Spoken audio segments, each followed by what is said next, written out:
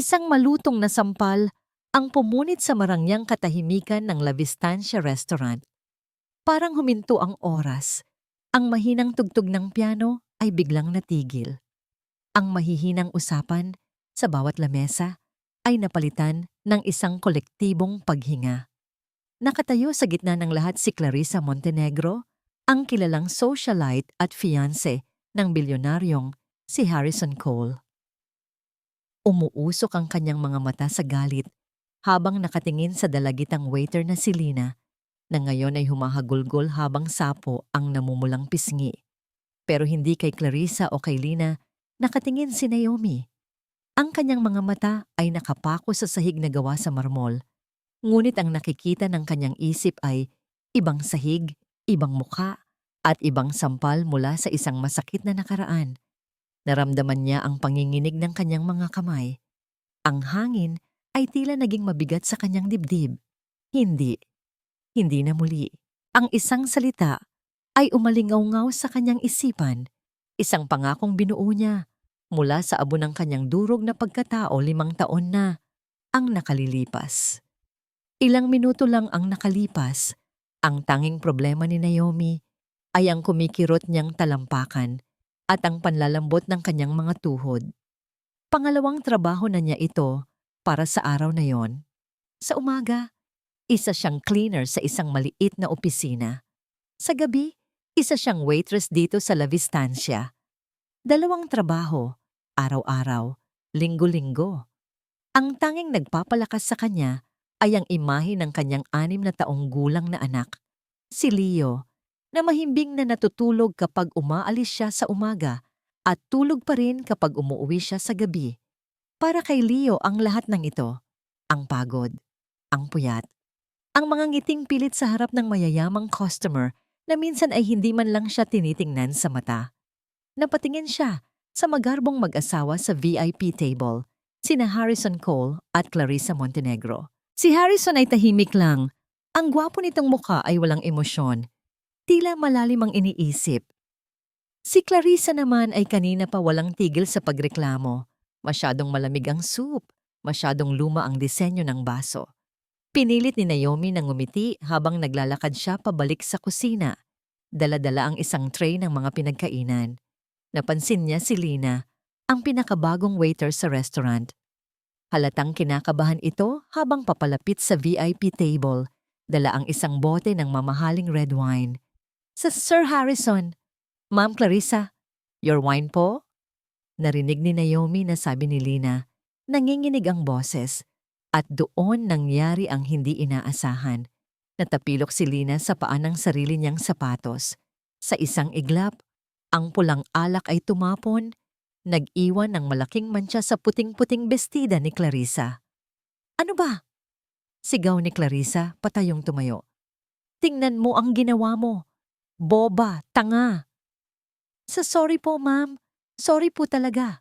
Sabi ni Lina, nanginginig sa takot. Ang mga mata ay puno na ng luha. Hindi pinansin ni Clarissa ang kanyang paghingi ng tawad. Kinuha niya ang isang baso ng tubig sa lamesa at walang pag-aalinlangang isinaboy ito sa mukha ni Lina. Nanlamig si Naomi sa kanyang kinatatayuan. Ngunit ang sumunod na ginawa ni Clarissa ang nagpadugo sa isang sugat sa puso ni Naomi na akala niya ay naghilom na. Itinaas ni Clarissa ang kanyang kamay at pagkatapos ay dumating ang tunog na yon, ang malutong, nakakabinging tunog ng palad na tumatama sa pisngi. Plak ang sampal. Para kay Naomi, hindi lang yun sampal kay Lina. Iyon ang sampal na natanggap niya mula sa dati niyang asawa, si Marco. Ang bawat sigaw ni Clarissa ay ang bawat mura ni Marco. Ang bawat patak ng luha ni Lina ay ang bawat luhang pinunasan niya sa dilim, mag-isa. Ang takot sa mga mata ni Lina ay ang parehong takot na naramdaman niya sa loob ng 3 taon. Nakakulong sa isang relasyong puno ng pang-aabuso. Hindi na muli. Nakita ni Naomi na muling itinaas ni Clarissa ang kanyang kamay, handa para sa isa pang sampal. Sa sandaling iyon, wala na siyang pakialam sa trabaho. Wala na siyang pakialam sa mga customer. Parang may sariling isip ang kanyang mga paa. Mabilis siyang naglakad palapit. Bago pa man dumapo ang palad ni Clarissa sa mukha ni Lina, isang kamay ang pumigil dito sa ere. Kamay ni Naomi. Nagulat si Clarissa. At sino ka naman para pakialaman ako? Bitawan mo ako. Tumingin si Naomi diretso sa mga mata ni Clarissa. Ang mga mata ng isang bully. Ang mga mata ng isang taong nasisiyahan sa pagpapahirap sa mas mahihina. Ang mga matang katulad na katulad ng kay Marco. Tama na. Mahinang sabi ni Naomi, ngunit may bigat at diin sa bawat salita. Isang hamak na katulong ka lang dito, sigaw ni Clarissa. Pilit na binabawi ang kanyang kamay. Wala kang karapatan. Ang mga salitang yon, ang mga salitang paulit-ulit na sinasabi sa kanya ni Marco. Wala kang kwenta. Wala kang karapatan. Isang init ang biglang kumalat sa buong katawan ni Naomi. Hindi na ito takot. Galit ito. Isang galit na matagal na niyang kinimkim. Binitawan niya ang kamay ni Clarissa. At sa harap ng buong restaurant, sa harap ng daan-daang pares ng mga matang nakatingin, itinaas ni Naomi ang kanyang sariling kamay. Plak, isang sampal. Mas malakas. Mas matunog. Ang sampal na yon ay hindi lang para kay Clarissa. Para yon sa bawat babaeng inabuso. Para yon sa bawat luhang pumatak sa sahig.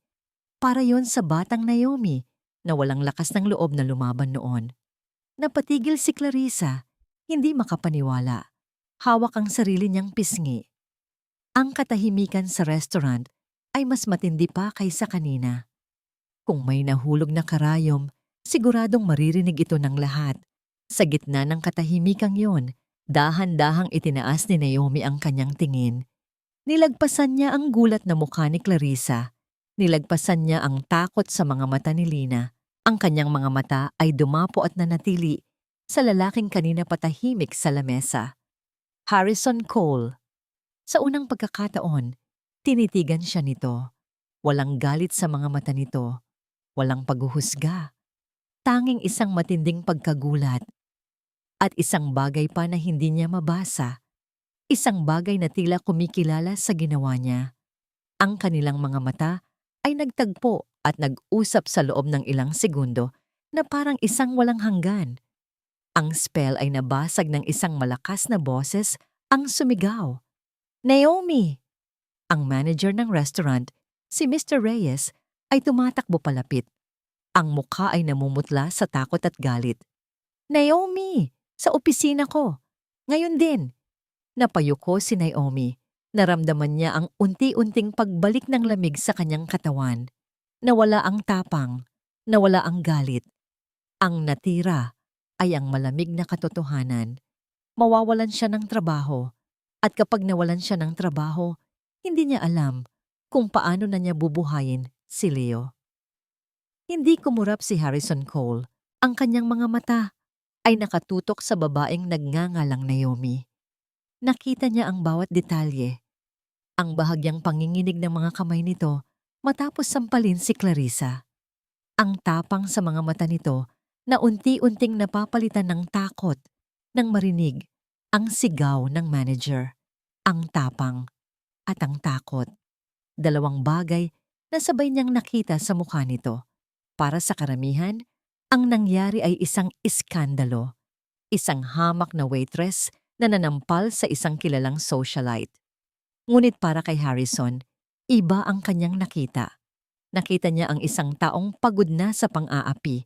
Isang taong piniling tumayo para sa tama, kahit alam niyang may kapalit.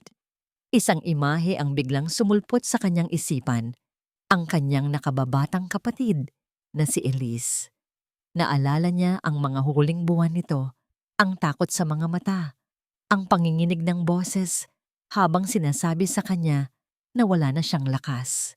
Naalala niya ang sarili niyang pagkukulang, ang panghihinayang na sana ay naging mas matatag siya para dito. Ang babaeng ito, si Naomi, ay ginawa ang bagay na hindi nagawa ng kanyang kapatid.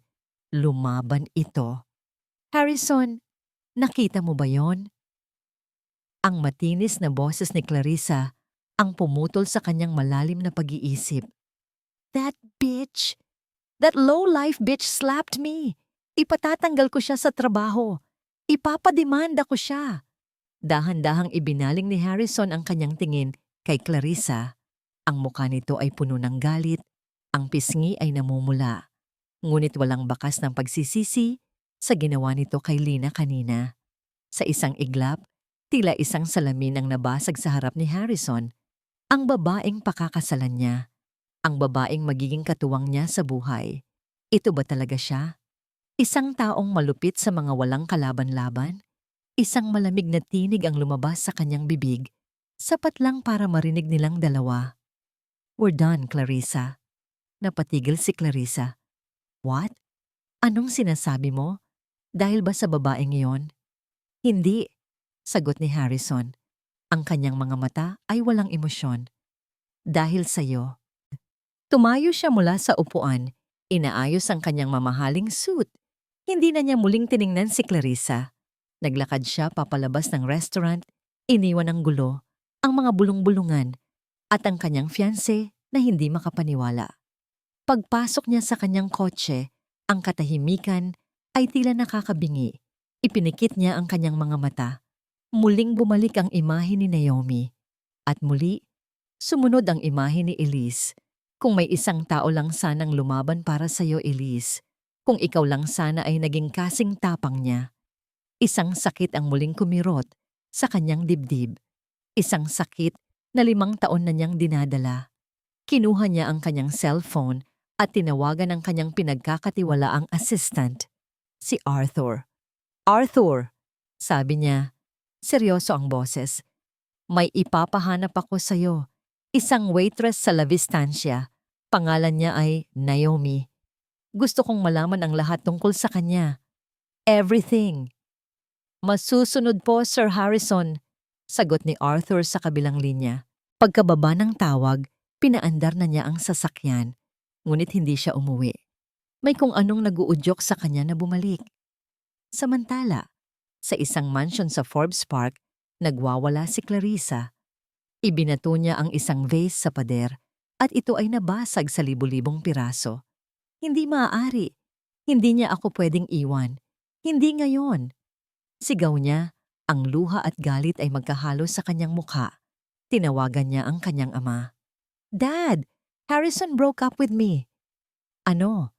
Sagot ng kanyang ama. Bakas ang gulat sa boses. Anak, alam mo namang kailangan natin ang kasal na ito. Malapit nang malaman ng lahat na bangkarote na tayo. Ang coal industries, ang tanging pag-asa natin. I know, Dad. At kasalanan lahat ito ng isang hamak na waitress. Huminga siya ng malalim. Ang kanyang mga mata ay nag-aapoy sa puot. Hahanapin ko siya. Sisirain ko ang buhay niya. Pagsisisihan niya ang araw na kinalaban niya ako. Bumalik si Harrison sa restaurant pagkalipas ng 1 oras. Mas kalmado na ang paligid. Nilapitan niya si Mr. Reyes, ang manager, na abala sa pag-aayos ng mga resibo. Mr. Reyes. Gulat na napatingin ang manager. Mr. Cole, pasensya na po kayo sa nangyari kanina. Nakakahiya po talaga. Nasaan si Naomi? Diretsong tanong ni Harrison. Napalunok si Mr. Reyes. Si Naomi po. Wala na po siya. Tinanggal ko na po agad. Hindi po namin pwedeng palampasin ang ginawa niya sa isang VIP customer tulad ni Miss Montenegro. Tumango si Harrison, ngunit may kumuyom sa kanyang kamao. Siyempre, iyon ang inaasahan niyang mangyayari. I see. Can I have her address? May gusto lang akong ibigay sa kanya. Nag-alinlangan ang manager. Ngunit sino ba siya para tumanggi sa isang Harrison Cole? Ibinigay niya ang impormasyon mula sa employee file ni Naomi. Sinundan ni Harrison ang address. Dinala siya nito sa isang parte ng syudad na malayo sa kinasanayan niyang karangyaan. Isang luma at masikip na apartment complex. Ipinark niya ang kanyang itim na sedan sa isang madilim na eskinita, tila isang alien sa lugar na yon. Nakita niya ang numero ng apartment, 2B. Nasa 2nd palapag, bumaba siya ng sasakyan. Aakyat na sana siya nang biglang bumukas ang pinto ng apartment 2B. Lumabas si Naomi, ngunit hindi na ito ang babaeng matapang na nakita niya kanina. Ang babaeng nasa harap niya ngayon ay mukhang pagod, balisa, at tila pasa ng buong mundo sa kanyang mga balikat. Maputla ang kanyang mukha. Sa kanyang kamay, may hawak siyang isang papel na tila nanginginig. Mula sa kanyang kinatatayuan, kahit medyo malayo, nabasa ni Harrison ang malalaking letra sa itaas ng papel. Final disconnection notice. Napatigil si Harrison. Nanatili siya sa dilim, nagmamasid, habang si Naomi ay napasandal sa pader, dahan-dahang napaupo sa hagdanan, at isinubsob ang mukha sa kanyang mga palad. Walang tunog na lumalabas, ngunit alam ni Harrison, mula sa panginginig ng mga balikat nito, na umiiyak ito. Tila ba gawa sa tingga ang bawat hakbang ni Naomi paakyat ng hagdanan. Ang bigat, ang sakit, ang bawat baitang ay isang paalala ng kanyang kabiguan. Pagod siyang umuwi matapos tanggalin sa trabaho, umaasang makahanap ng kahit kaunting kapayapaan sa yakap ng kanyang anak. Ngunit pagdating niya, isang dilaw na papel ang nakasabit sa kanyang pinto. Final disconnection notice.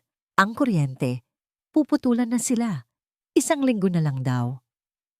Napaupo siya sa hagdanan. Ang papel ay lukot na sa kanyang nanginginig na kamay. Ang lakas ng loob na naramdaman niya kanina sa restaurant ay parang bulang biglang naglaho. Wala nang natira, kundi ang malamig, mapait na takot. Paano na? Paano na si Leo? Paano niya babayaran ito kung wala na siyang trabaho? Isinubsob niya ang kanyang mukha sa kanyang mga palad. Ayaw niyang umiyak. Pagod na siyang umiyak. Ngunit ang mga luha ay mga traidor. Isa-isang pumatak ang mga ito, walang tunog. Bumabagsak sa maruming semento. Panginoon, ano pong gagawin ko? Bigla, may 2 lalaking matatangkad na humarang sa kanyang harapan. Pamilyar ang mga mukha. Sila ang mga inutusan ng pinagkakautangan niya, mga taong iniwan ni Marco para pahirapan siya. "Oh, Naomi, andito ka lang pala," sabi ng isa. May mapang-asar na ngiti. "Akala ko, nagtatago ka na." Mabilis na pinunasan ni Naomi ang kanyang mga luha at tumayo. Wala pa akong pera. Bigyan niyo pa ako ng kaunting panahon." "Panahon?" Tumawa ang pangalawang lalaki. 5 buwan ka nang nagsasabi niyan. "Pasensya na, Naomi. Pero ubos na ang pasensya ng boss namin." Humakbang palapit ang unang lalaki. Ang anino nito ay tila lumalamon sa kanya. "Bukas na bukas, babalik kami. Kapag wala ka pa ring pambayad, alam mo na ang mangyayari." Ang banta ay nakabitin sa hangin. Naramdaman ni Naomi ang panlalamig ng kanyang buong katawan. Nang akmang hahawakan na ng lalaki ang kanyang braso, isang boses ang biglang narinig mula sa likuran nila. Isang boses na kalmado ngunit may bigat at awtoridad. "May problema ba dito?" Napalingon ang 2 lalaki, pati na rin si Naomi.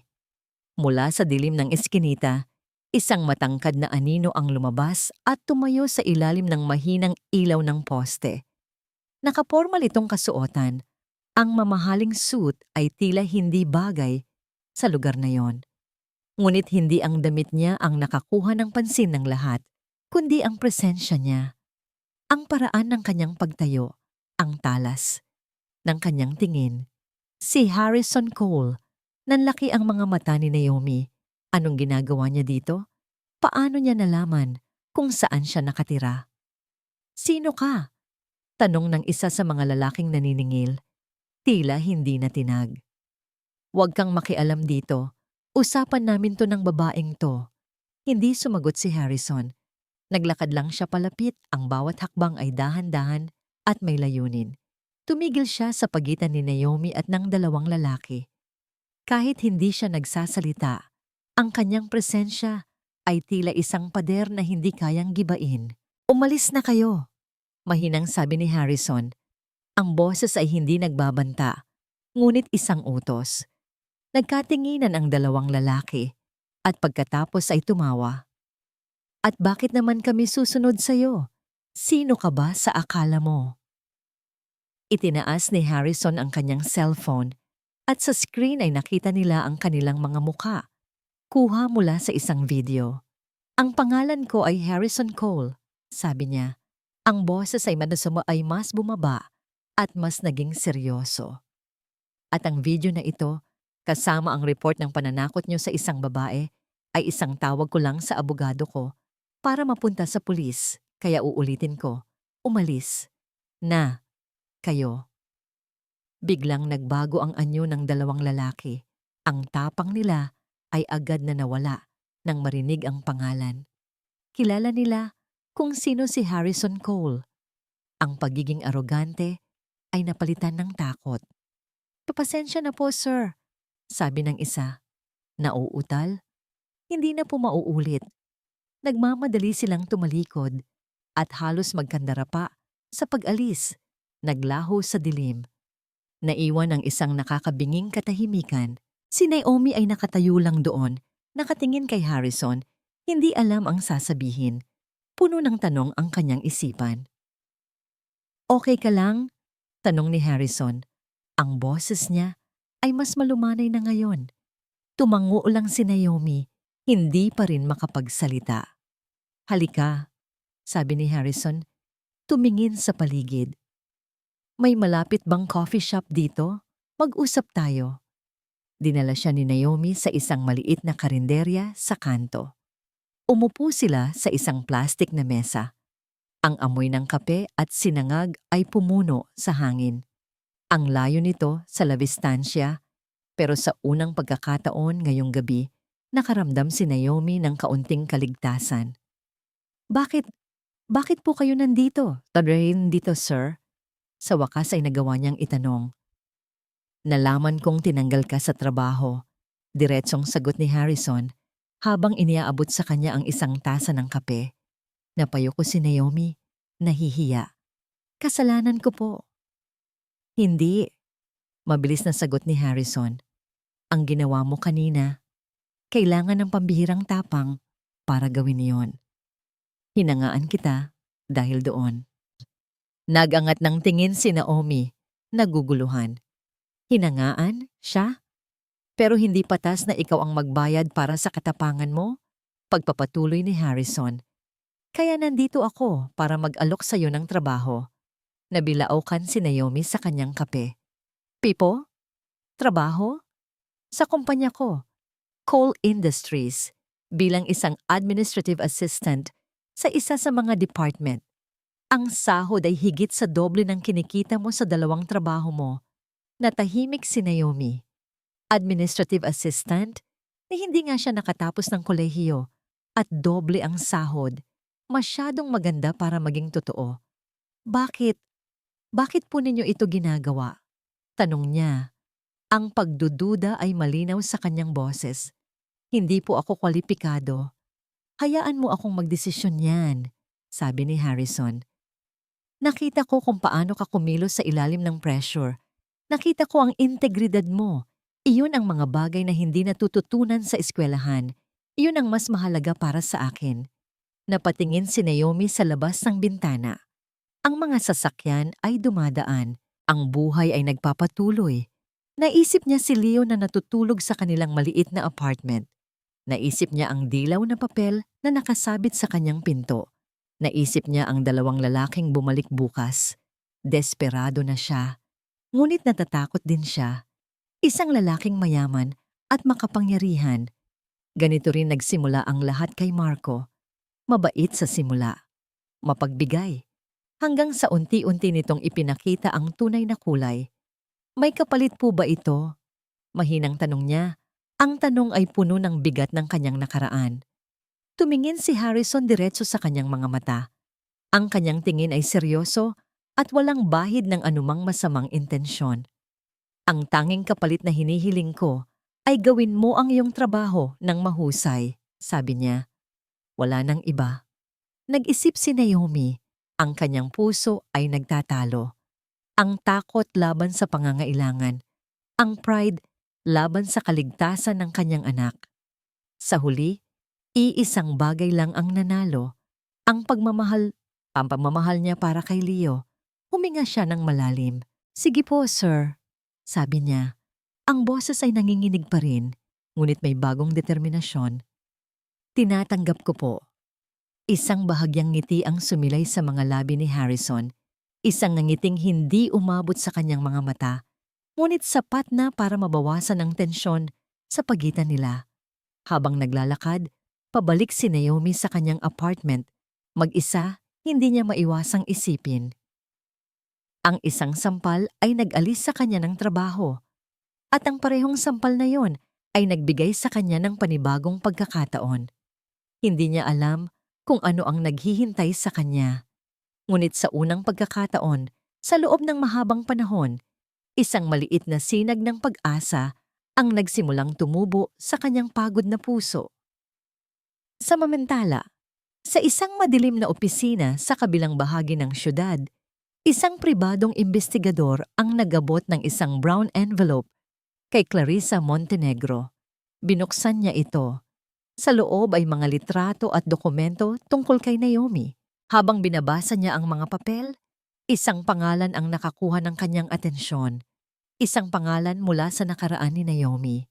Isang pangalan na nakasulat sa ilalim ng spouse sa isang lumang marriage certificate. Marco Sandoval. Isang ngamang ngiti ang dahan-dahang gumuhit sa mga labi ni Clarissa. Isang nangiting malamig, mapanira, at puno ng masamang balak. Tingnan natin kung gaano katapang ang isang Naomi kapag ang sarili niyang multo ang ibinalik ko para sa kanya. Bulong niya sa sarili. Nahanap ko na ang perpektong sandata. Good morning, Sir Harrison. Morning, sir. Sunod-sunod na bati ang sumalubong kay Harrison habang naglalakad siya sa malawak na lobby ng coal industries. Tumango lang siya bilang tugon. Ang kanyang mukha ay seryoso, gaya ng dati. Ngunit sa loob-loob niya, may isang bagay na kakaiba. Isang pakiramdam na matagal na niyang hindi naramdaman. Antisipasyon. Ngayon ang unang araw ni Naomi sa kumpanya. Inayos niya ang lahat. Kinausap niya ang HR department. Sinigurong magiging maayos ang pagpasok nito. Inilagay niya si Naomi sa marketing department, isang team na alam niyang magiging palakaibigan, sa ilalim ng pamamahala ng isang babaeng pinagkakatiwalaan niya, si Mrs. Dyson. Hindi niya gustong isipin ng mga tao na may espesyal na trato kay Naomi. Ngunit hindi niya rin mapigilang hindi ito alalahanin. Pagdating niya sa kanyang opisina, sa pinakamataas na palapag, agad niyang tinawag si Arthur sa intercom. Arthur, kamusta ang pagdating ni Miss Naomi? Maayos naman po, sir. Nasa orientation na po siya ngayon kasama si Mrs. Dyson. Good. Keep me updated. Huwag masyadong halata. Noted, sir. Hindi nag-asa, noted, sir. Sumandal si Harrison sa kanyang leather na upuan at napatingin sa malaking bintanang salamin na tanaw ang buong syudad. Bakit niya ginagawa ito? Paulit-ulit na tanong sa kanyang isipan. Dahil ba sa awa? O dahil sa paghanga? O dahil sa tuwing nakikita niya si Naomi, naaalala niya si Elise at ang sarili niyang panghihinayang? Siguro lahat ng iyon. Hindi niya namalayan ng oras. Bandang tanghalian, lumabas siya ng opisina para maglakad-lakad. Napadaan siya sa pantry ng marketing department at doon nakita niya si Naomi. Nakaupo ito mag-isa sa isang sulok, kumakain ng baon nitong kanin at adobong manok mula sa isang simpleng plastic container.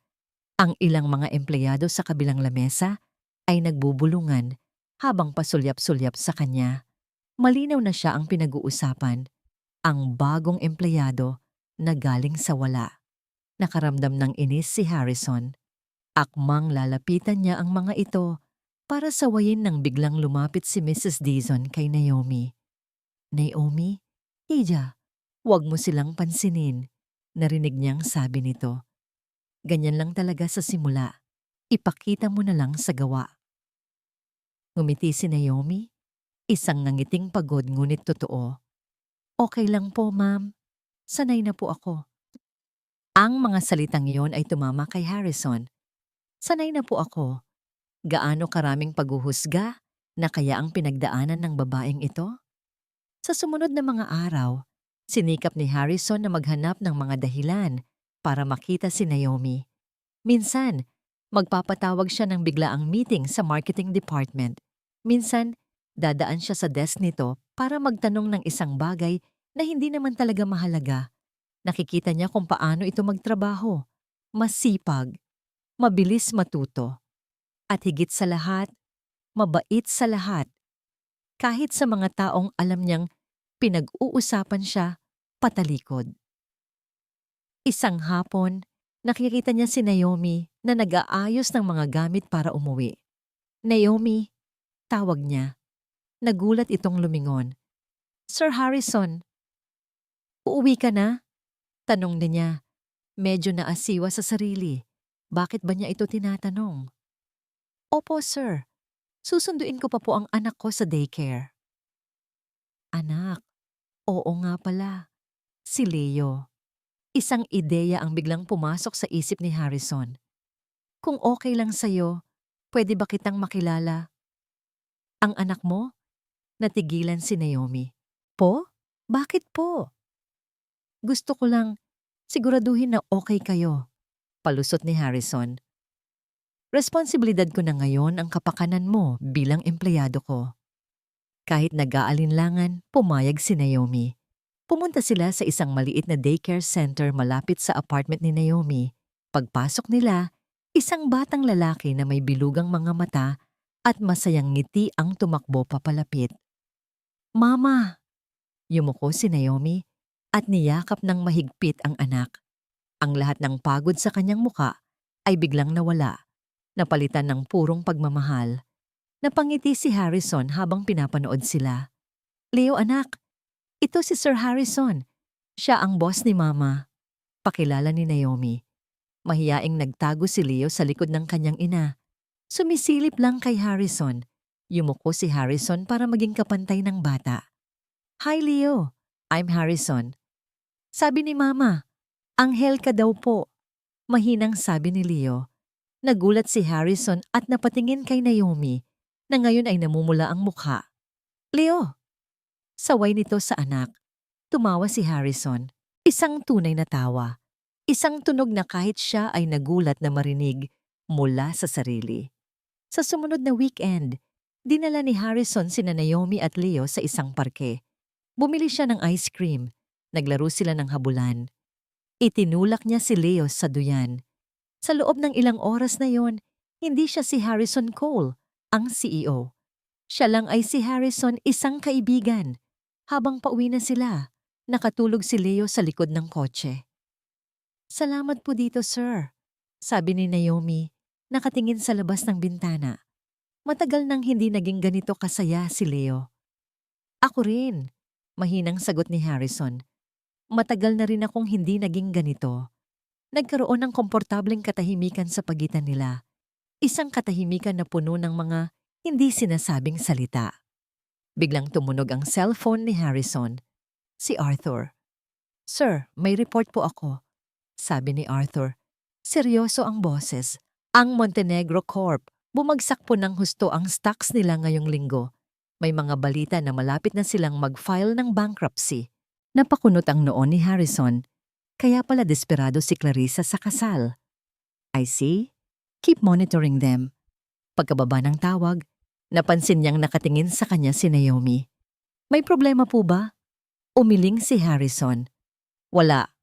Trabaho lang. Pero alam niyang hindi lang iyon trabaho. Ang isang taong desperado ay kayang gumawa ng mga desperadong bagay. At si Clarissa ay higit pa sa desperado.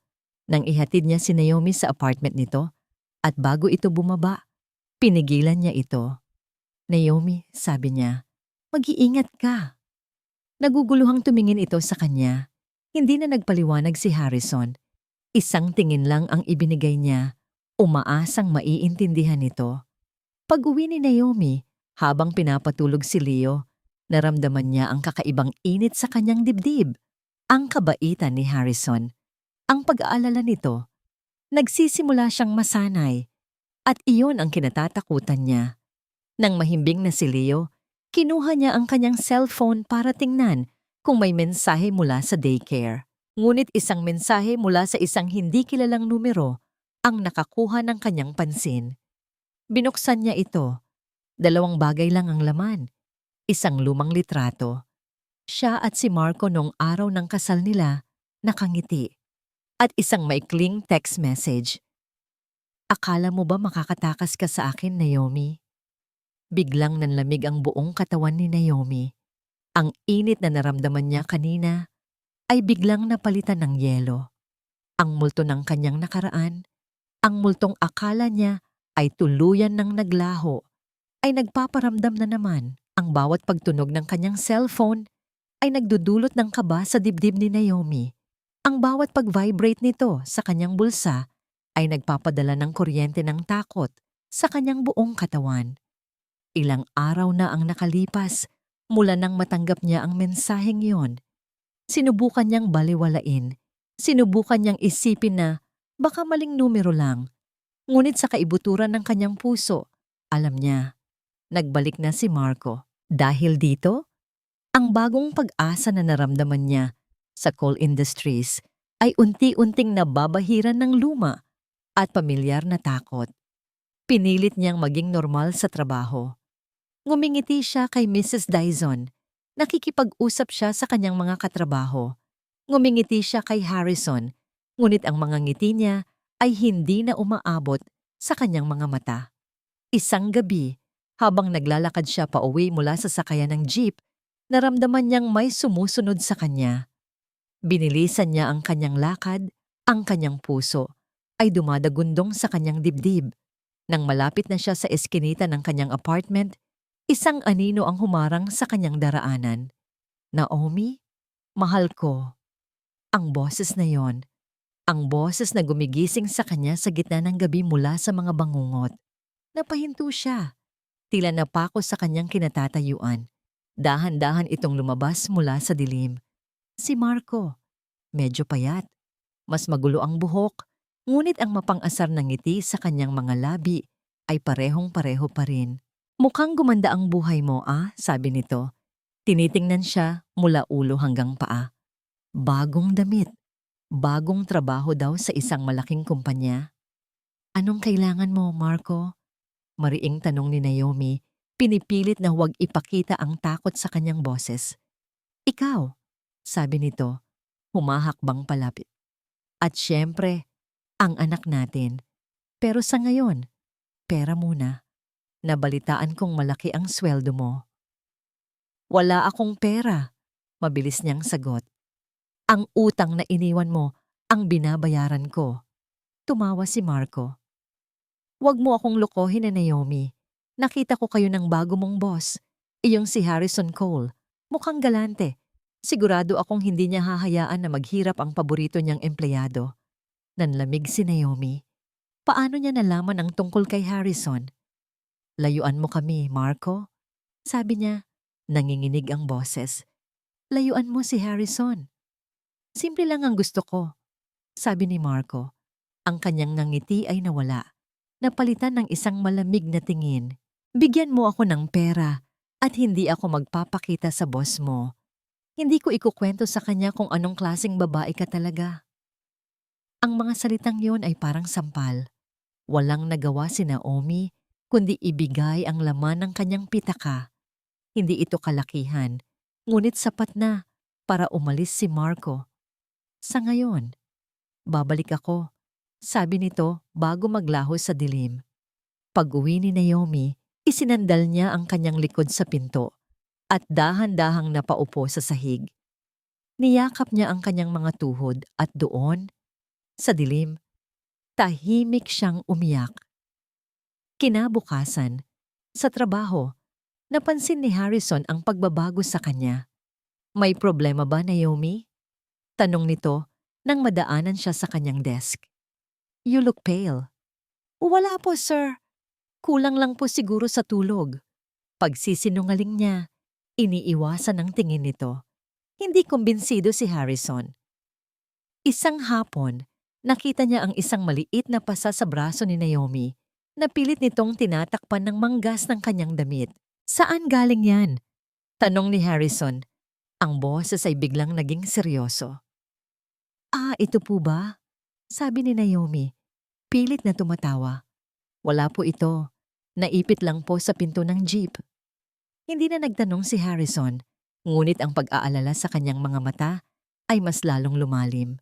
Ang pananakot ni Marco ay hindi tumigil. Nagsimula itong magparamdam malapit sa daycare ni Leo.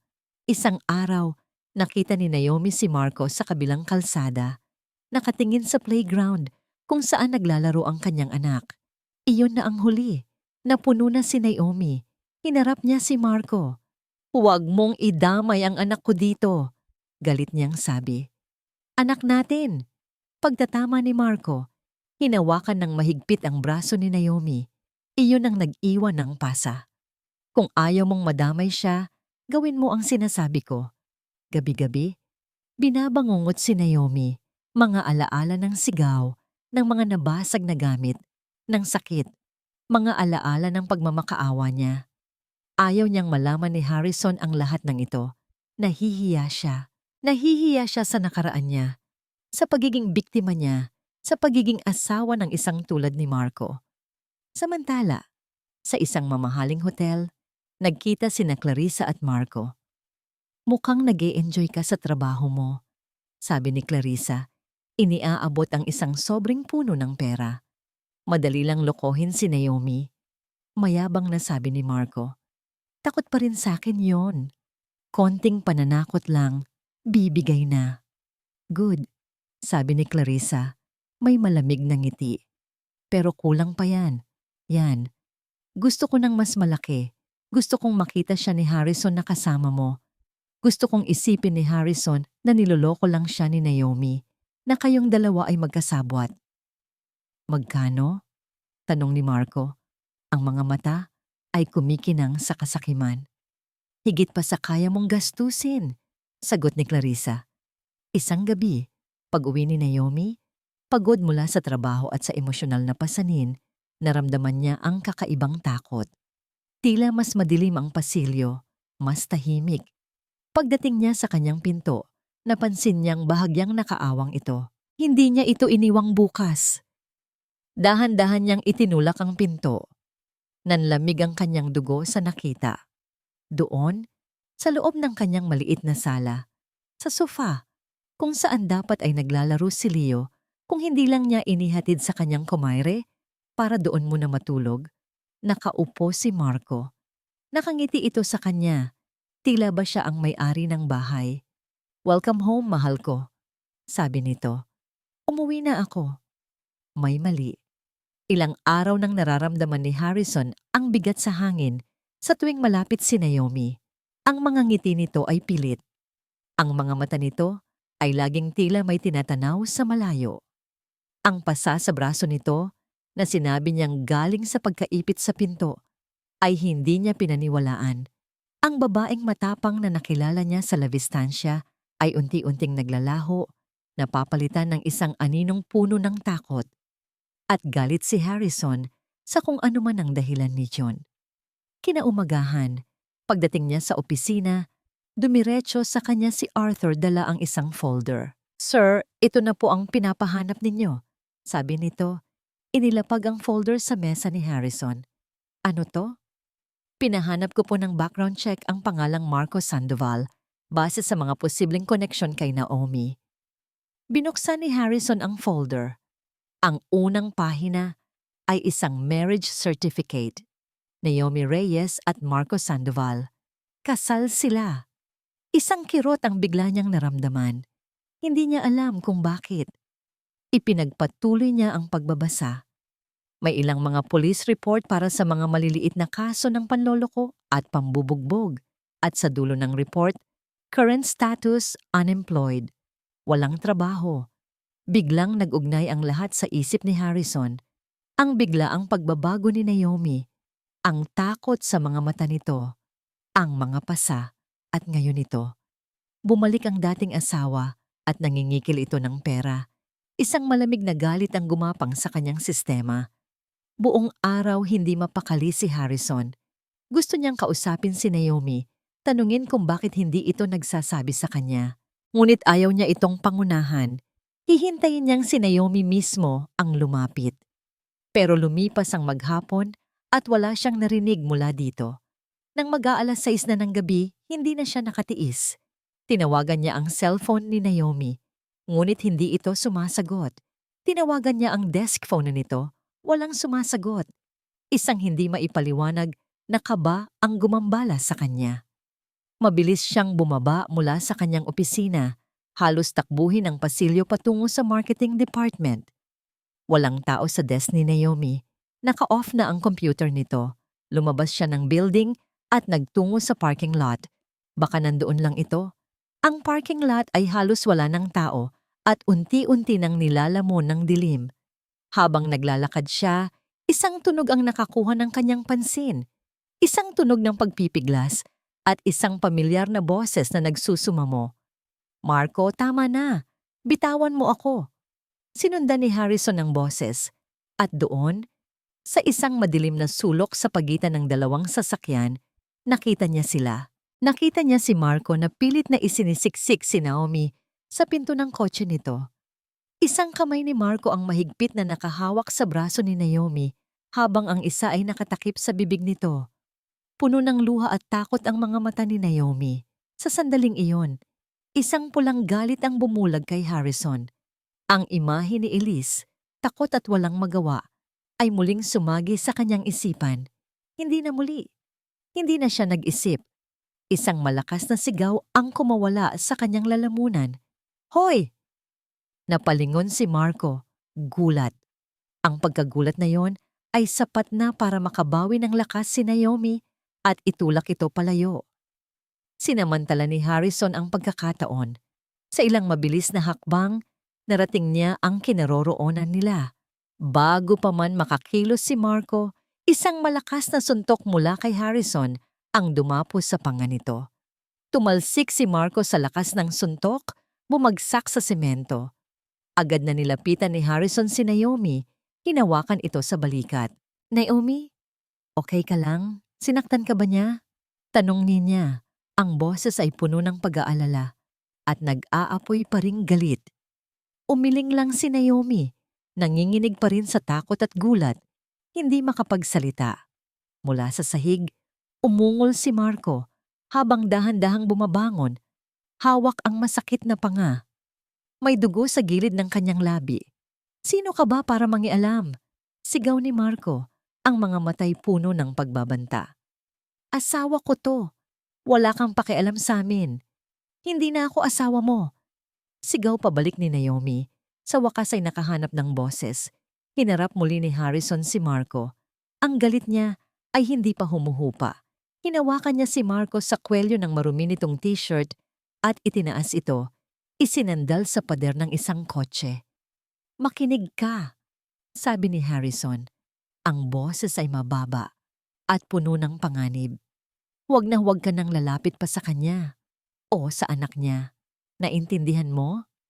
Ngumisi si Marco, isang nanggising may bahid ng dugo. "Bakit? Ano ka ba niya? Ang kabit niya? Ang sugar daddy niya? Madali lang palang makuha sa pera ang babaeng to." Hindi na naituloy ni Marco ang sasabihin. Isang mas malakas na suntok ang muling dumapos sa kanyang mukha. Ngunit hindi iyon ang nagpatigil kay Harrison. Nang muling bumagsak si Marco at sa pagkakataong ito ay tumama ang liwanag mula sa poste ng ilaw sa mukha nito. May napansin si Harrison. Isang peklat. Isang maliit. Halos hindi kapansing-pansing peklat sa itaas ng kanang kilay ni Marco. Natigilan si Harrison. Ang kanyang mga kamay na nakakuyom ay dahan-dahang lumuwag.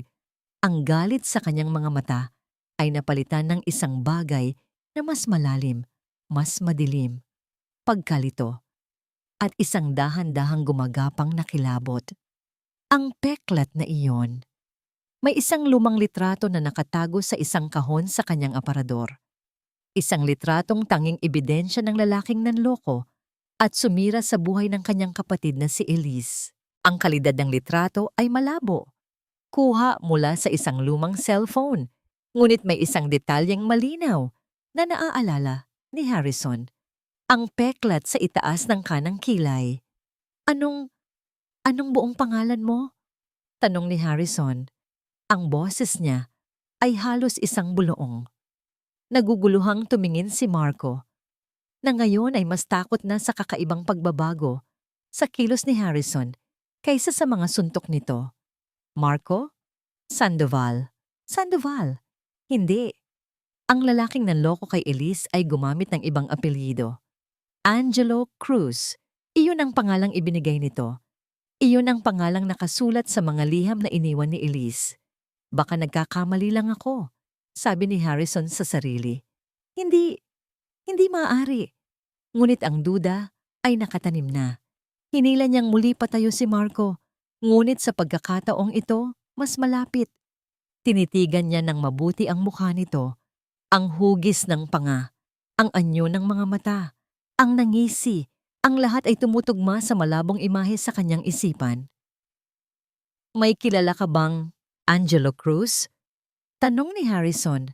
Ang bawat salita ay mabigat. Sa pagbanggit ng pangalang yon, nakita ni Harrison ang isang kisap matang pagbabago sa mga mata ni Marco. Isang bahagyang panlalaki ng mga mata. Isang kislap ng pagkilala. At takot. Hindi ko alam ang sinasabi mo. Mabilis na sagot ni Marco. Pilit na umiiwas ng tingin. Pero huli na. Nakita na ni Harrison. Ang mundo ni Harrison ay tila gumuho. Ang hangin ay nawala sa kanyang mga baga. Ang lalaking nasa harap niya. Ang dating asawa ni Naomi. Ang lalaking nananakit sa babaeng nagsisimula na niyang mahalin. Ay siya ring lalaking dahilan ng pagkamatay ng kapatid niya. Isang napakabigat, nakakabinging katahimikan ang bumalot sa kanilang tatlo. Si Naomi, na walang kamalay-malay, ay nagtataka sa biglaang pagbabago ng lahat. Si Marco, na ngayon ay namumutla na sa takot. At si Harrison, na nakatitig lang kay Marco na tila isang multo ang nakikita. Ang lahat ng galit, ang lahat ng sakit, ang lahat ng pangungulila sa loob ng 5 taon. Lahat ng iyon ay nag-converge sa iisang tao. Dahan-dahang binitawan ni Harrison si Marco na parang isang basurang nandidiri siyang hawakan. Tumalikod siya at humarap kay Naomi. Ang kanyang mukha ay isang maskara ng mga emosyong hindi mabasa. Sakit, galit, pagtataksil, pagkalito. Ang tingin niya kay Naomi ay hindi na ang tingin ng pag-aalala o paghanga. Iba na, malamig, malayo. Naomi, sabi niya, ang pangalan nito ay parang lason sa kanyang dila. Paano mo nakilala ang taong to? Ang tanong ay, hindi na isang simpleng tanong. Ito ay isang akusasyon. Isang pader na biglang itinayo sa pagitan nilang dalawa. Para kay Harrison, sa sandaling iyon, si Naomi ay hindi na lang biktima ni Marco. Naging bahagi na rin siya ng bangungot na yon. Naomi, paano mo nakilala ang taong to? Ang tanong ni Harrison ay umalingaw-ngaw sa malamig na hangin ng parking lot. Ngunit hindi na ito ang boses ng lalaking nag-alala para sa kanya kanina lang. Ang boses na yon ay malamig, malayo, at may bahid ng isang bagay na hindi maipaliwanag ni Naomi. Isang sakit na tila ba galing sa pagtataksil. Siya po ang dati kong asawa, nautal niyang sagot. Hindi ko po alam. Anong koneksyon niya sa inyo? Hindi sumagot si Harrison. Tinalikuran niya si Naomi at si Marco na nakahandusay pa rin sa sahig at naglakad patungo sa kanyang kotse. Binuksan niya ang pinto. Pumasok ka, utos niya, hindi nakatingin kay Naomi. Nanginginig na sumunod si Naomi. Pagpasok niya sa loob ng mamahaling sasakyan, ang katahimikan ay tila mas nakakabingi kaysa sa mga sigaw kanina. Pinaandar ni Harrison ang kotse at umalis sila sa parking lot. Iniwan si Marco na mag-isa sa dilim. Hindi niya alam kung saan sila pupunta. Walang nagsasalita. Ang tanging naririnig niya ay ang mabilis na tibok ng kanyang sariling puso at ang mabigat na paghinga ni Harrison. Nakita niya ang mga kamay nito na mahigpit na nakahawak sa manibela. Ang mga ugat ay lumilitaw. Ihininto ni Harrison ang kotse sa isang tahimik na lugar sa tabi ng dagat. Ang mga ilaw ng syudad ay tila maliliit na bituin sa malayo. Pinatay niya ang makina. 5 taon na ang nakalipas. Nagsimula si Harrison. Ang boses ay basag at walang buhay habang nakatingin sa madilim na tubig. Mayroon akong kapatid na babae, si Elise, ang bunso, ang paborito ko. Nakinig lang si Naomi, ramdam ang bigat sa bawat salita nito. Nakilala niya ang isang lalaki, charming, magaling magsalita. Pinangakuan siya ng lahat. Pag-ibig, pamilya, isang magandang kinabukasan. Mahal na mahal siya ni Elise. Huminga ng malalim si Harrison. Ang lalaking iyon, niloko niya si Elise. Kinuha niya ang lahat ng ipon nito, ang perang dapat sana ay para sa pag-aaral niya. At pagkatapos makuha ang gusto niya, iniwan niya si Elise na parang basura. Isang luha ang pumatak mula sa mga mata ni Harrison. Ang unang luhang nakita ni Naomi mula sa kanya. Hindi kinaya ni Elise ang sakit at kahihiyan. Nagkulong siya sa kwarto, hindi na kumakain, at isang araw, natagpuan na lang namin siya. Hindi na naituloy ni Harrison ang sasabihin. Ang sakit sa kanyang boses ay sapat na. Naramdaman ni Naomi ang paninikip ng kanyang dibdib. "I'm so sorry," bulong niya. "Angelo Cruz." Pagpapatuloy ni Harrison, ang boses ay puno na ng galit. Iyon ang pangalang ginamit niya, isang pekeng pangalan, walang bakas. Naglaho siyang parang bula. Ang tanging naiwan niya ay isang malabong litrato at ang peklat sa itaas ng kilay niya. Biglang naunawaan ni Naomi, ang mundo niya ay umikot. Ang lalaking sumira sa buhay ng kapatid ni Harrison ay si Marco, ang lalaking sumira rin sa buhay niya. "Hindi ko alam," sabi ni Naomi. Sunod-sunod na ang patak ng kanyang mga luha. "Wala akong alam, Harrison. Maniwala ka sa akin." "Naniniwala ako," sabi ni Harrison. Ngunit nang lumingon ito sa kanya, ang mga mata nito ay puno ng pagdurusa. "Pero anong magbabago? Ang lalaking pumatay sa kapatid ko ay ang lalaking naging bahagi ng buhay mo. Sa tuwing titingnan kita ngayon, Naomi, siya ang maaalala ko." Ang mga salitang iyon ay parang punyal na bumaon ng diretso sa puso ni Naomi. Umuwi siyang tulala. Ang pakiramdam ng pagkakasala ay parang isang mabigat na kumot na bumabalot sa kanya. Para siyang lason, isang kamalasan. Bawat hininga niya ay nagdudulot ng kamandag sa buhay ng lalaking tumulong sa kanya. Kinabukasan, sumabog ang impyerno. Isang tawag mula kay Mrs. Dyson ang gumising sa kanya. "Naomi, Hija, nakita mo na ba ang balita online?" Nanginginig na binuksan ni Naomi ang kanyang cellphone. Ang kanyang mukha ay nasa lahat ng sikat na gossip websites.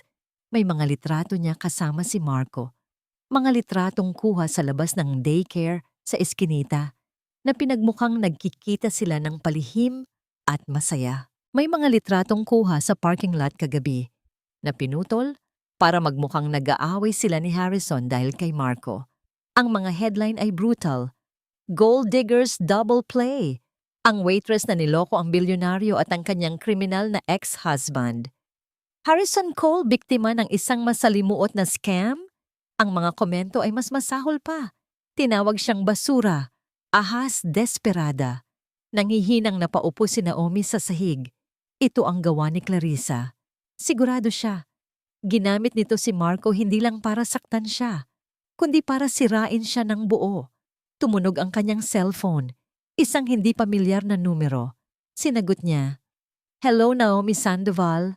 Ang malamig at matagumpay na boses ni Clarissa ang narinig niya. "Nagustuhan mo ba ang munti kong regalo? Sabi ko naman sa'yo, pagsisisihan mo ang araw na kinalaban mo ako." "Bakit mo to ginagawa?" Humahagulgol na tanong ni Naomi.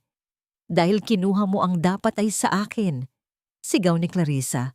"At sisiguraduhin kong wala kang babalikan. Walang trabaho, walang dangal. Kahit si Harrison, iiwan ka rin niyan." Sino ba naman ang maniniwala sa isang basurang katulad mo? Pagkababa ng tawag, naramdaman ni Naomi na tila sinipsip ang lahat ng hangin sa kwarto. Tama si Clarissa.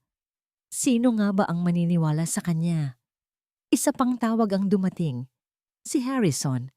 Nag-aalangan siyang sagutin ito. Naomi, sabi nito sa kabilang linya. Ang boses ay pagod. Nakita ko na. Harrison, hindi totoo yan. Sabi niya desperado.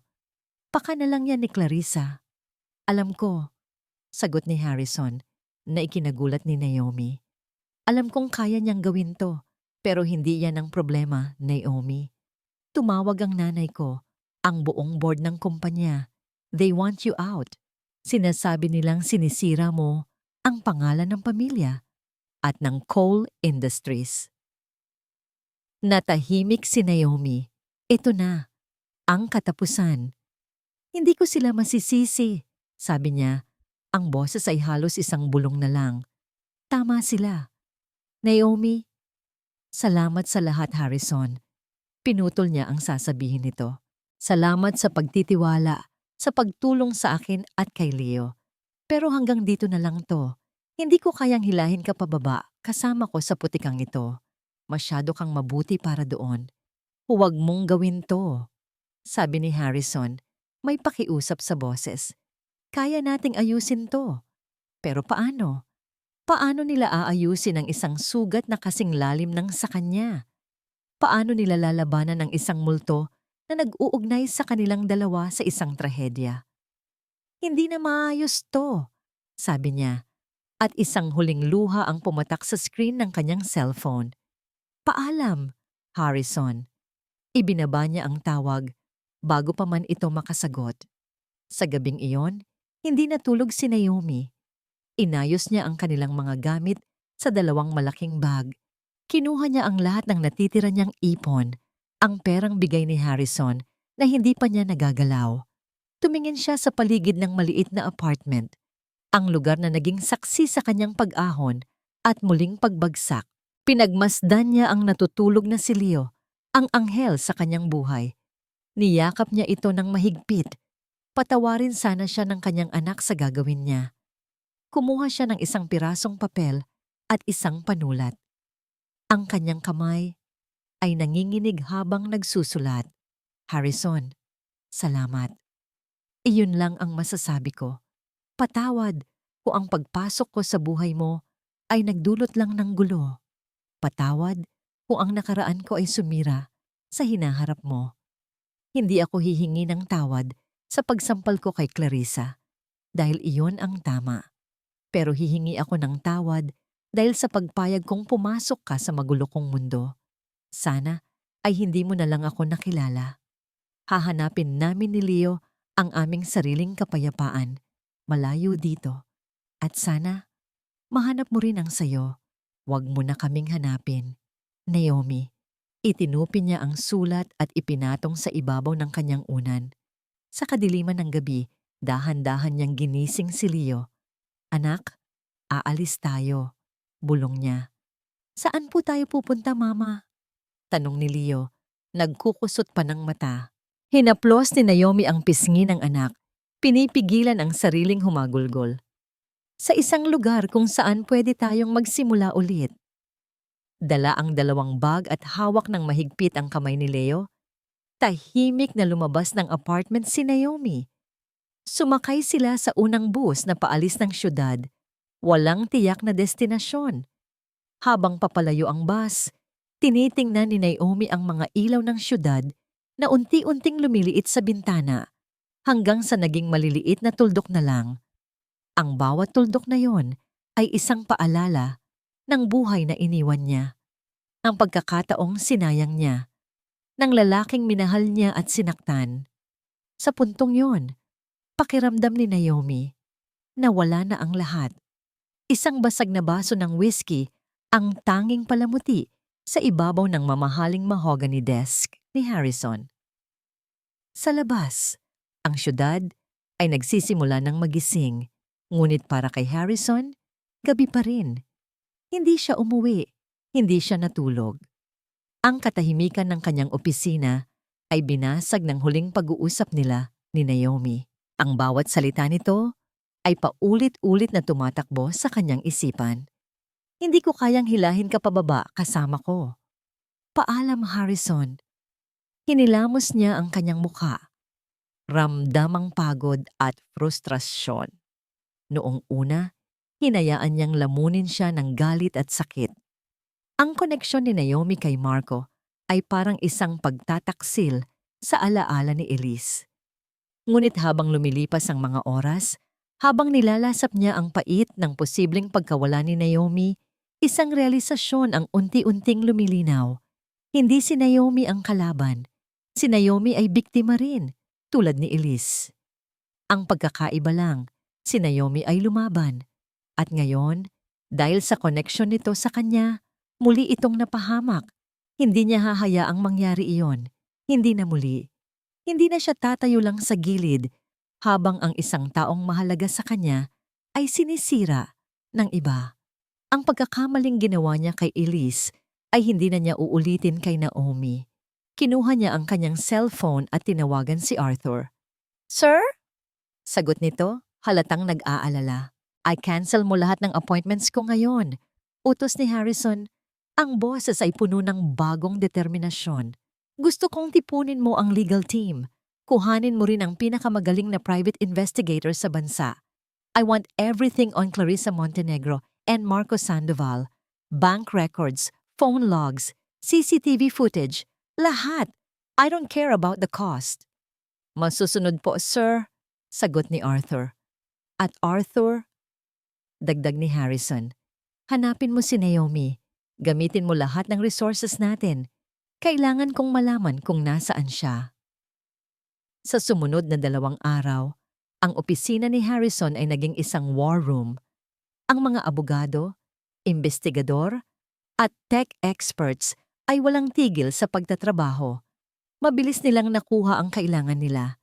Isang CCTV footage mula sa lobby ng hotel kung saan laging nagkikita sina Clarissa at Marco. Mga bank transfer mula sa isang offshore account ni Clarissa patungo sa isang dummy account na pag-aari ni Marco. At ang pinakamalakas na ebidensya, isang recording ng tawag ni Marco sa isang kaibigan. Ipinagyayabang kung paano siya binayaran para guluhin ang buhay ng dati niyang asawa. Habang abala sila sa paghahanap ng ebidensya, dumating ang balitang hinihintay ni Harrison. "Sir, nahanap na po namin si Miss Naomi," sabi ni Arthur. "Nasa isang maliit na bayan sa Batangas. Nag-check-in sa isang murang paupahang bahay." Hindi na nag-aksaya ng panahon si Harrison. Sa isang maliit at maalikabok na bayan, sinubukan ni Naomi na magsimula muli. Nakahanap siya ng trabaho bilang katulong sa isang maliit na karinderya. Ang sahod ay sapat lang para sa kanilang pagkain at upa. Simple ang buhay, tahimik. Ngunit bawat gabi, kapag nakahiga na siya sa tabi ni Leo, ang imahe ni Harrison ay bumabalik. Ang kabaitan nito, ang sakit sa mga mata nito. Isang hapon, habang nagwawalis siya sa labas ng karinderya, tinawag siya ni Leo. "Mama, bakit po tayo umalis?" Tanong ng bata. Ang inosenteng mga mata ay puno ng pagkalito. "Dahil po ba may masamang tao doon?" Tumango si Naomi. "Oo, anak. Dahil po ba natakot ka, Mama?" Ang tanong na yon ay tumago sa puso ni Naomi. Natakot nga ba siya? Oo, pero hindi lang yon. Tumakbo siya. Muli siyang tumakbo, tulad ng ginawa niya noong iniwan niya si Marco.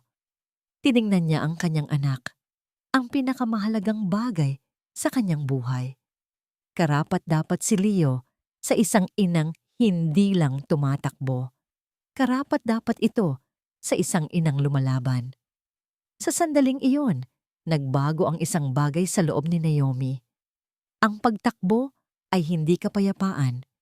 Ang pagtakbo ay pag-amin ng pagkatalo. Kinabukasan, habang nag-iisip kung paano siya babalik at lalaban, isang pamilyar na itim na sedan ang huminto sa tapat ng karinderya. Bumukas ang pinto at bumaba si Harrison. Ang puso ni Naomi ay tila huminto sa pagtibok. Naglakad ito palapit sa kanya. Ang mukha nito ay pagod, ngunit ang mga mata ay puno ng determinasyon. Harrison, bulong niya. Sinabi mo sa sulat na huwag kitang hanapin, sabi ni Harrison. Huminto sa harap niya. Hindi ako magaling sumunod sa utos. Bakit ka nandito? Dahil hindi ako pumayag na ganito matapos ang lahat, sabi niya. Hindi ako pumayag na ang kasamaan ang manalo. May inabot si Harrison sa kanya, isang cellphone. Ano to? Tanong ni Naomi. Pakinggan mo, sabi ni Harrison. Pinindot ni Naomi ang play button. Isang boses ang umalingaw-ngaw mula sa speaker. Boses ni Marco. Oo, pre. Binayaran ako ni Clarissa. Malaking pera. Sabi niya, sirain ko daw ang buhay ni Naomi. Madali lang, takot pa rin sa akin yun eh. Nag-angat ng tingin si Naomi. Ang mga mata ay nanlalaki sa gulat. Hindi ako naparito para iligtas ka, Naomi. Sabi ni Harrison. Ang kanyang boses ay malumanay, ngunit matatag. Naparito ako para lumaban. Kasama ka. Sa unang pagkakataon sa loob ng maraming araw, isang tunay na ngiti ang sumilay sa mga labi ni Naomi, kasabay ng pagpatak ng mga luha ng pasasalamat at bagong pag-asa. Hindi na siya nag-iisa. Habang nasa sasakyan sila pabalik ng Maynila, may isa pang tawag na natanggap si Harrison. Sir, sabi ni Arthur sa kabilang linya, may pagmamadali sa boses. May nakuha kaming isa pang recording. Ito yung pinaka-importante sa lahat. Ang tawag mismo ni Clarissa kay Marco. Ipinadala ni Arthur ang file. Pinatugtog ito ni Harrison. Ang malinaw, aroganteng boses ni Clarissa ang pumuno sa loob ng kotse. I want you to destroy her completely. I'm paying you to do it, Marco. Make her life a living hell. Nagkatinginan sina Harrison at Naomi. Hawak na nila ang sandata. Ang kailangan na lang nilang gawin ay iasinta ito ng tama. Ang pagsakay sa elevator paakyat sa opisina ni Harrison ay ibang-iba na ngayon. Wala na ang kaba ng isang baguhang empleyado. Wala na ang takot ng isang babaeng tinatakasan ang nakaraan. Ang nararamdaman ni Naomi ngayon ay isang kalmadong determinasyon. Sa tabi niya, tahimik si Harrison, ngunit ramdam niya ang suporta nito na parang isang matibay na pader. Pagdating nila sa opisina, naghihintay na ang legal team, si Arthur at ang isang communications expert. Ang plano ay simple, ngunit mapanganib. Isang press conference. Hindi sila magtatago sa dilim. Ilalabas nila ang lahat sa liwanag. Sigurado ka ba dito, Naomi? Tanong ni Harrison habang inaayos nila ang mga huling detalye. Ikaw ang haharap sa kanila. Ang buong mundo ay manonood. Tumingin si Naomi sa salamin sa pader ng conference room. Ang babaeng nakatingin pabalik ay hindi na ang babaeng umiiyak sa hagdanan ng kanyang apartment. Ang mga mata nito ay hindi na puno ng takot, kundi ng tapang na isinilang mula sa sakit. 5 taon akong nagtago, sabi niya, mas para sa sarili niya kaysa kay Harrison. 5 taon kong hinayaan na ang nakaraan ko ang magdikta kung sino ako. Ngayon na ang araw na babawiin ko ang kwento ko. Tumango si Harrison. Isang ngiti ng paghanga ang gumuhit sa kanyang mga labi. Ang press conference ay ginanap sa main hall ng Coal Industries. Puno ito ng mga reporter, mga kamera na kumikislap at mga mikroponong nakaabang. Naramdaman ni Naomi ang pagbilis ng tibok ng kanyang puso, ngunit huminga siya ng malalim. Para kay Leo, para kay Elise, para sa sarili ko. Si Harrison ang unang nagsalita, kalmado at may awtoridad. Inimbitahan ko kayong lahat ngayon para itama ang isang malaking kasinungalingan. Simula niya. Sa mga nakalipas na araw, ang pangalan ni Miss Naomi Reyes ay siniraan ng mga walang basehang akusasyon. Ngayon, malalaman ninyo ang buong katotohanan. Isinenyas ni Harrison si Arthur. Sa isang malaking screen sa likod nila, ipinalabas ang mga bank statement, ang CCTV footage ni Clarissa at Marco. At ang pinakahihintay ng lahat, Ang audio recording. Una, ang boses ni Marco na nagyayabang. Isang bulungan ng gulat ang kumalat sa mga manunood. Pagkatapos, ang boses ni Clarissa. I want you to destroy her completely. I'm paying you to do it, Marco. Ang bulungan ay naging isang malakas na pag-uusap. Ang mga kamera ay mas lalong umilaw. Ang ebidensyang ito ay naisumite na sa pulis, sabi ni Harrison. Ngunit may isang bahagi pa ng kwento na kailangan ninyong marinig. Isang kwentong si Naomi lang ang makakapagsalaysay. Lahat ng mata ay bumaling kay Naomi. Dahan-dahan siyang lumapit sa podium. Ang kanyang mga kamay ay bahagyang nanginginig. Ngunit ang kanyang boses, nang siya ay magsalita, ay matatag. Ang pangalan ko ay Naomi Reyes. Simula niya, isa akong ina, isa akong survivor. Ikinuwento niya ang lahat. Ang kanyang buhay kay Marco, ang pang-aabuso, ang utang na iniwan nito, ang kanyang pagtakbo para magsimula muli. Ikinuwento niya ang gabi sa La Vistancia, hindi para ipagyabang, kundi para ipaliwanag kung bakit niya ginawa iyon. Tumayo ako, hindi dahil matapang ako. Sabi niya, ang boses ay nagsimulang manginig sa emosyon. Tumayo ako dahil sa mga mata ng waiter na yon, nakita ko ang sarili ko. Nakita ko ang bawat taong inapi at inabuso at pinaniwalang wala silang halaga. Bigla, isang komosyon ang nangyari sa likod ng hall. Ang mga pinto ay bumukas ng malakas. Si Clarissa. Puno ng galit ang kanyang mukha. Sinuong niya ang mga reporter para makarating sa harap. Sinungaling! Lahat yan kasinungalingan! Sigaw niya, itinuturo si Naomi. Binayaran niya ang lalaking iyon para siraan ako. Isa siyang ahas, isang gold digger. Hindi natinag si Naomi. Hinintay niyang matapos si Clarissa. Pagkatapos, sa isang mahinang boses na narinig ng lahat dahil sa mikropono, sinabi niya, hindi mo na ako kayang saktan, Clarissa. Ang mga salita mo ay wala ng bisa. Dahil alam ko na kung sino ako. At hindi ako ang babaeng sinasabi mo. Ang simple ngunit makapangyarihang pahayag na yon ay tila isang malakas na sampal kay Clarissa. Natahimik ito, walang masabi. Ang kapangyarihan mo ay nakukuha mo sa pagyurak sa iba, pagpapatuloy ni Naomi. Ang yaman mo ay ginagamit mo para manakit. Pero tingnan mo ang sarili mo. Kahit napapaligiran ka ng karangyaan, nag-iisa ka at puno ka ng galit. Samantalang ako, kahit wala akong pera, meron akong anak na nagmamahal sa akin. May mga taong naniniwala sa akin at meron akong dignidad na hinding-hindi mo kayang bilhin o sirain. Sa sandaling iyon, 2 pulis ang pumasok sa hall at lumapit kay Clarissa. Miss Clarissa Montenegro, pinapakiusapan po kayong sumama sa amin sa presinto para sa ilang mga katanungan. Ang mukha ni Clarissa ay namutla. Ang lahat ng tapang niya ay biglang naglaho. Habang isinasama siya ng mga pulis, ang huling nakita niya ay ang mukha ni Naomi. Hindi nagagalak, hindi naghihiganti, kundi payapa. Nang matapos ang lahat at paalis na ang mga reporter, naiwan sina Naomi at Harrison sa entablado. Humarap si Harrison sa kanya. Ang mga mata nito ay puno ng emosyon, paghanga, respeto, at isang bagay na mas malalim pa. You were amazing, sabi nito. Ngumiti si Naomi. Nagawa ko lang yon dahil sa'yo. Hindi, umiling si Harrison. Nagawa mo yan dahil sa sarili mo. Matagal nang nasa loob mo yan. Tinitigan nila ang isa't isa. Ang lahat ng sakit, lahat ng gulo, lahat ng multo ng nakaraan ay tila naglaho.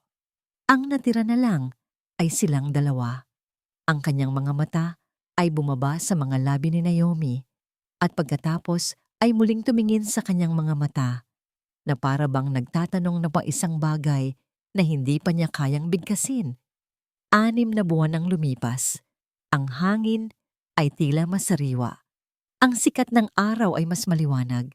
Ang ingay ng mga tawanan at ang amoy ng bagong lutong sinigang ang bumubuhay sa maliit na kainan ni Naomi. Kusina ni Naomi ang pangalan nito. Simple lang, maliit. Ngunit para sa kanya, ito ay isang palasyo. Mula sa kusina, natanaw niya si Lina, ang dating waiter sa La Vistancia na ngayon ay kanyang kapartner at cashier, na masayang nakikipag-usap sa mga customer. Matapos ang iskandalo, umalis din si Lina sa restaurant na yon at si Naomi ang unang hinanap. Ate Naomi, order po ng 2 tapsilog, sigaw ni Lina. Okay? Sagot ni Naomi. Ngumiti habang binabasag ang mga itlog sa mainit na kawali. Ang buhay niya ay payapa na. Pagkatapos ng press conference, bumagsak ang lahat para sa mga Montenegro. Napatunayang may sala si Clarissa sa paninirang puri at pananakot. Ang kanilang kumpanya ay tuluyang nalugi. Si Marco naman ay nakakulong na ngayon, hindi lang dahil sa kaso ni Naomi, kundi dahil sa marami pang kaso ng panloloko na lumitaw, kasama na ang kaso ng pamilya ni Elise. Nakuha ng kapatid ni Harrison ang hustisyang matagal nang ipinagkait dito. Tinulungan siya ni Harrison na itayo ang maliit na negosyong ito. Hindi isang regalo, kundi isang loan na unti-unti niyang binabayaran. Iyon ang gusto niya, ang tumayo sa sarili niyang mga paa. Ang relasyon nila ni Harrison, dahan-dahan, maingat, puno ng pag-unawa, walang pilitan. Pareho silang may mga sugat na kailangang maghilom. Isang pamilyar na anino ang tumakip sa liwanag mula sa pintuan. Napangiti si Naomi, O.V. Harrison. Naglalakad si Harrison papasok sa kusina ni Naomi at isang ngiti ang agad na sumilay sa kanyang mga labi. Ito na ang paborito niyang lugar sa buong mundo. Mas masarap pa ang pagkain dito kaysa sa La Vistancia. Nakita niya si Naomi sa kusina, abala sa pagluluto. Ang pawis sa noo nito at ang bahid ng mantika sa kanyang pisngi ay mas maganda pa sa kahit anong mamahaling makeup. Ang ngiti nito nang makita siya ay mas mahalaga pa sa kahit anong business deal. Good afternoon, boss ko. Bati ni Naomi, medyo may pangaasar. Good afternoon, boss mo na paboritong customer mo. Ganti ni Harrison. Umupo siya sa isang bakanteng upuan. Bago pa siya makapagsalita, isang maliit na figura ang tumakbo mula sa likod at yumakap sa kanyang mga binti. Tito Harrison. Hey, champion! Sabi ni Harrison. Ginulo ang buhok ni Leo. Kamusta ang school? Okay lang po. May star po ako. Wow! Galing naman. Dahil dyan, may premyo ka. May kinuha si Harrison mula sa paper bag na dala niya. Isang maliit na robot na laruan. Nagliwanag ang mga mata ni Leo. Salamat po, Tito Harrison. Habang naglalaro si Leo sa isang tabi, lumapit si Naomi dala ang isang mangkok ng paborito niyang sinigang. Mukhang mas nasasabik pa si Leo na makikita ka kaysa sa akin. Biro ni Naomi. Hindi yan totoo, sabi ni Harrison. Tinititigan siya. At hindi lang ako naparito para sa sinigang ngayon. Oh, bakit pala? Mamaya, sabi ni Harrison, may misteryosong nangiti. Pagkatapos mong mag-close, nang magsara ang kainan at makaalis na si Lina, tinulungan ni Harrison si Naomi na magligpit. Naging normal na routine na nila yon. Sa gitna ng pagpupunas ng mga mesa at paghuhugas ng pinggan, nagkukwentuhan sila tungkol sa kanilang araw. Pagkatapos ng lahat, niyaya siya ni Harrison na maglakad sa isang kalapit na parke.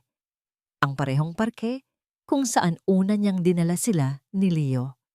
Umupo sila sa isang bench sa ilalim ng isang malaking puno. Pinapanood ang paglubog ng araw. Naomi? Nagsimula si Harrison. Medyo kinakabahan. Noong una kitang nakilala, akala ko ang tapang ay yung pagsampal mo kay Clarissa, sabi niya. Pero mali ako. Ang tunay na tapang mo ay yung pagbangon mo tuwing umaga para kay Leo. Yung pagtatrabaho mo ng 2 beses para lang may mailagay sa inyong lamesa. Yung pagharap mo sa mundo kahit pagod na pagod ka na. Napatingin sa kanya si Naomi. Ang mga mata ay nagsisimula ng mag-init. Tinuruan mo akong makita ang halaga ng mga bagay na hindi nabibili ng pera. Pagpapatuloy ni Harrison. Tinuruan mo akong muling magtiwala. At tinuruan mo akong muling magmahal. Kinuha ni Harrison ang kamay ni Naomi. Hindi ako mangangako ng isang buhay na walang problema. Pero ipinapangako ko na sa bawat problema, kasama mo ako. Hindi ako mangangako ng palasyo at karangyaan. Pero ipinapangako ko ang isang tahanan na puno ng respeto at pagmamahal. Mula sa kanyang bulsa, may kinuha si Harrison. Hindi isang kahon ng mamahaling singsing. Isang maliit, hindi perpektong singsing na gawa sa pinilipit na dahon ng damo. Kaninang hapon, habang naghihintay ako sa'yo, tinuruan ako ni Leo kung paano gawin to. Sabi ni Harrison, napangiti. Sabi niya, ito daw ang pinakamagandang singsing sa buong mundo. Lumuhod si Harrison sa harap ni Naomi, sa ilalim ng papalubog na araw. Naomi Reyes, papayag ka bang bumuo ng isang pamilya kasama ko at ni Leo? Will you marry me? Tumulo na ang mga luhang kanina pa pinipigilan ni Naomi, ngunit hindi na ito luha ng kalungkutan o takot. Ito ay luha ng purong kaligayahan. Hindi niya kailangan ng mga salita. Dahan-dahan siyang tumango at sa gitna ng kanyang mga hikbi, isang salita ang kumawala. Oo. Isinuot ni Harrison ang singsing na damo sa kanyang daliri. Perpekto ito. Tumayo ito at niyakap siya ng mahigpit. At sa yakap na yon, naramdaman ni Naomi na, sa wakas, pagkatapos ng napakatagal na paglalakbay sa dilim, nakauwi na siya. Hindi sa isang mansyon o sa isang malaking kumpanya, kundi sa mga braso ng lalaking nakakita ng kanyang tunay na halaga noon pa man.